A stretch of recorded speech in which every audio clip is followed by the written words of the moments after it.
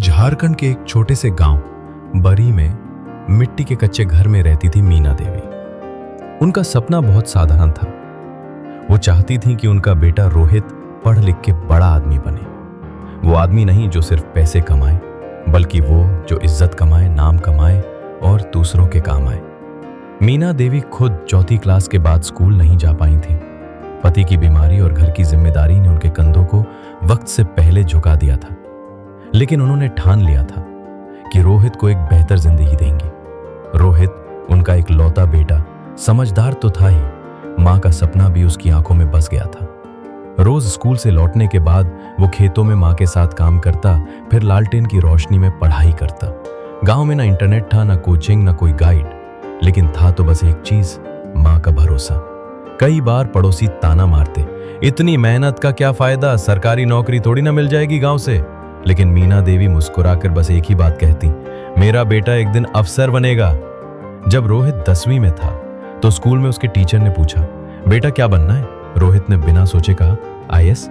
Class में हंसी गूंजी, लेकिन मास्टर साहब की आंखों में चमक थी। उन्होंने कहा, सपना बड़ा है, मेहनत उससे भी बड़ी करनी होगी। इसके बाद शुरू हुआ असली संघर्ष।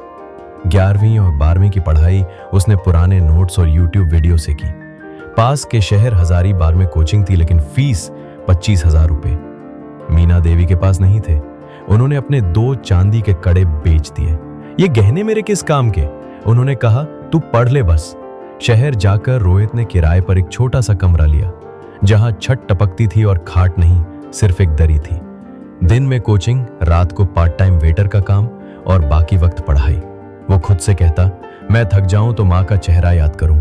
वो थक कर भी नहीं रुकी, मैं क्यों रुकूं। साल बीते, ग्रेजुएशन हुआ और अब आया UPSC का वक्त। हर सुबह 5 बजे उठकर वो 12 घंटे की पढ़ाई करता।